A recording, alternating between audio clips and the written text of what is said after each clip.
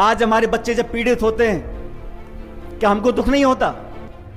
आज हमारी बच्चियां दिल्ली में बैठी जंतर मंतर पर, उनके साथ उन्होंने आरोप लगाया, शोषण हुआ, कितने दिनों से बैठी हैं, हमारे दिल में दुख नहीं होता? आज हमारे बच्चे जो सालों मेहनत करते हैं, जिनके माँ बाप अपना पेट काट कर उनके ट्यूशन करते हैं, पढ़ाई कराते हैं, वो एग्जाम देते हैं, वो पेपर लीक हो जाता है, पेपर कैंसिल हो जाता है, हमें दुख नहीं होता? उस पर कार्रवाई करने में इतना समय क्यों लगता है? नमस्कार, आप देख रहे हैं झलको बीएमआर। इस वक्त की सबसे बड़ी खबर आ रही है पेपर लीक और भ्रष्टाचार के मामले को लेकर। कांग्रेस का सबसे बड़ा नेता सचिन पायलट बोला है।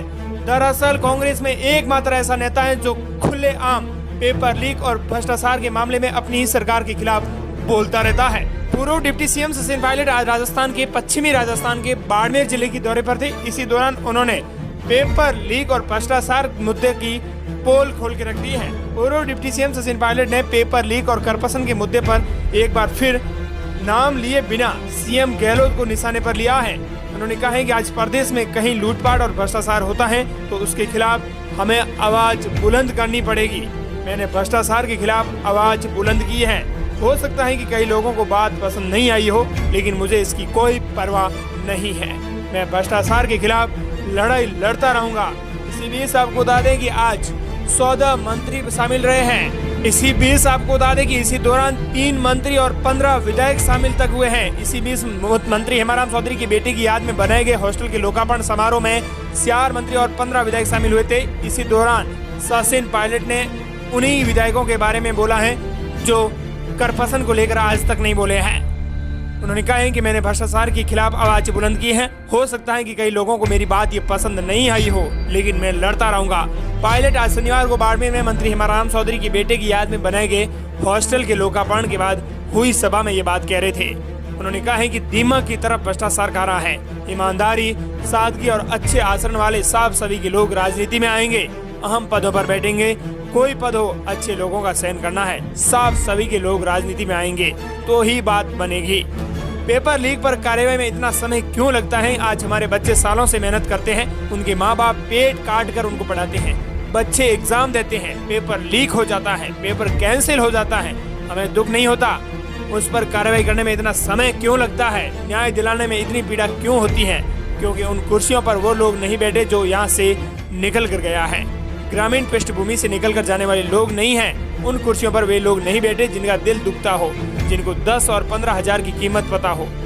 ऐसे में पायलट ने कहा है कि हेमाराम जो कहते हैं वही मैं कहता हूँ। हेमाराम चौधरी इतने पदों पर रहे हैं, लेकिन इनके दामन पर कोई दाग नहीं लगा। इनका कुर्ता आज भी सफेद है। हेमाराम जो बोल देते हैं मैं वही करता हूँ। राजनीति में सुझाव देने वाले कई लोग होते हैं। जब सब तरफ से सुझाव आ जाते हैं तो सबकी सुन लेता हूँ, लेकिन हेमाराम से जरूर फोन पर बात करता हूँ। किसान के बेटे कुर्सियों पर नहीं बैठे, इसीलिए संवैधानिक हम भी मांग रहे हैं। पायलट ने कहा कि मैं हरीश चौधरी की बात का समर्थन करता हूँ। हमें अपने संवैधानिक अधिकार लेने के लिए आग्रह क्यों करना पड़ता है? क्योंकि उन कुर्सियों पर वे लोग नहीं बैठे जिनको बैठना था। उन्होंने कहा था, मेरे पिता कहा करते थे कि जिस दिन फैसला करने वाली इन कुर्सियों पर गरीब किसान के बच्चे बैठे होंगे, उस दिन तो हमारे काम अपने आप हो जाएंगे। आंकड़ों के जाल में फंसाकर काम अटकाए जाते हैं। जो बच्चा गांव में रह रहा है उसे मालूम है कि किसी न किसी की चुनौती है। जिसे जानकारी नहीं है किसानी का, आम आदमी का संघर्ष कैसा रहता है, वो समस्या का समाधान नहीं कर सकता।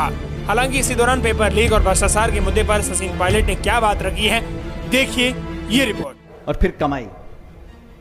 और हम सब लोग जो ग्रामीण क्षेत्र में रहते हैं, जो मध्यम वर्ग के लोग हैं, जो पिछड़े हैं, दलित हैं, आदिवासी हैं, अगड़े हैं, जैसे भी हैं, हम सबको अगर हम किसानी करेंगे, हमारे बच्चे पढ़ेंगे, बच्चे पढ़ लिख कर, स्वर्गीय पायलट साहब कहा करते थे हमेशा, जब किसान का बच्चा, गरीब का बच्चा, गांव ढाणी में रहने वाला बच्चा, और वो सारे बच्चे बच्चियां पढ़ लिख कर उन तमाम कुर्सियों पर नहीं बैठ जाते जहां से देश और प्रदेश की नीतियां बनती हैं, तब तक ये देश विकास नहीं कर सकेगा।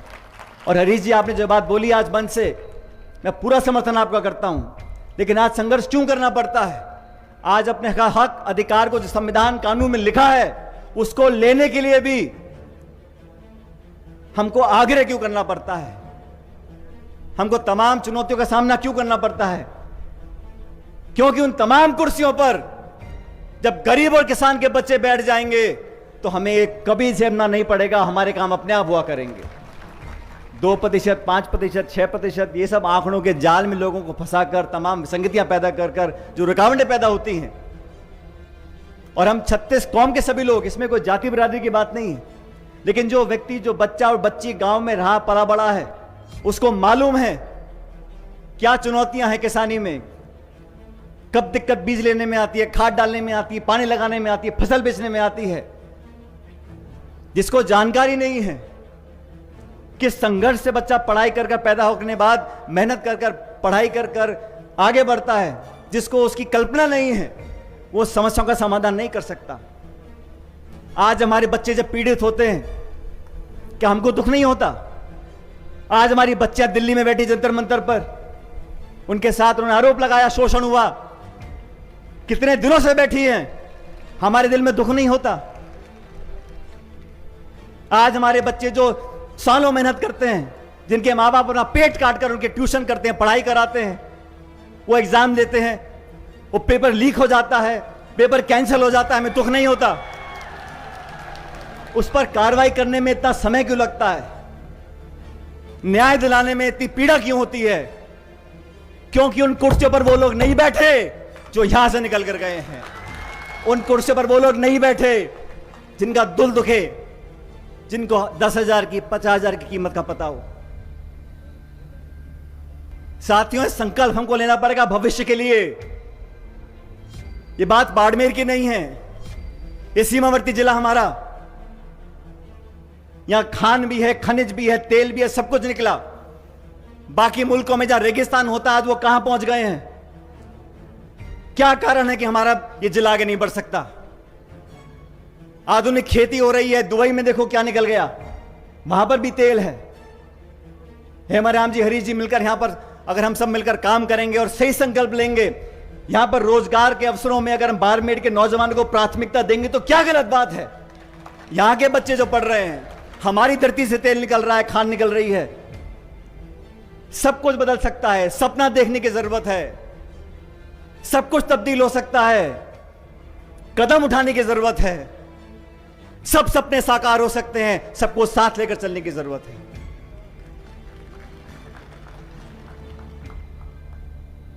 नौजवानों का यह देश, नौजवानों का यह प्रदेश, नौजवानों की ऊर्जा, इनकी संकल्प शक्ति, इनकी ताकत, इनका देह, ये किसी के मोहताज नहीं है।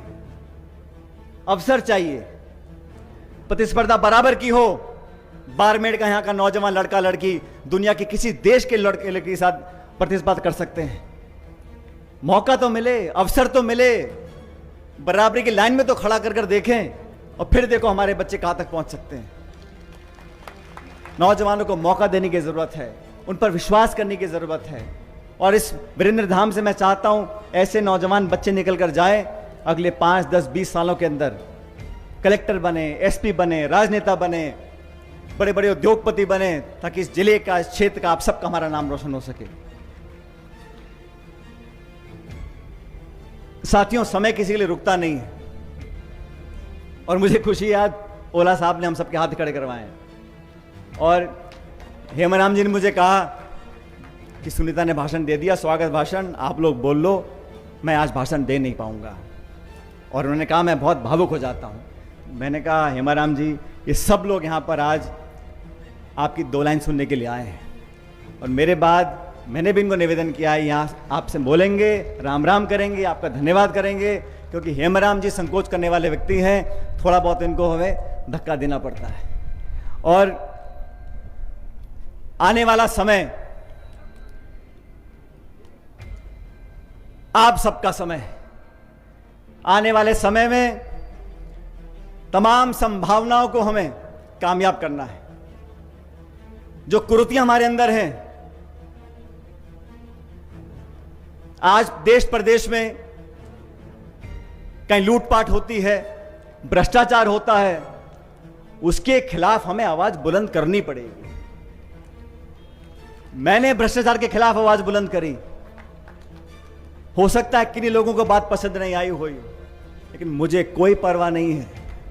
मैं भ्रष्टाचार के खिलाफ अपनी लड़ाई लड़ता रहूंगा, और आप सब लोगों के लिए, क्योंकि दीमक की तरह हमको यह भ्रष्टाचार खा रहा है। ईमानदारी, सादगी, राजनीतिक जीवन में स्पष्टवादिता, अच्छे आचरण वाले, अच्छे सोच वाले लोग अगर राजनीति में आएंगे, महत्वपूर्ण पदों पर बैठेंगे, चाहे नगर पालिका का हो, पंचायत समिति का हो, जिला परिषद का हो, विधानसभा का हो, लोकसभा का हो, कोई भी पद हो,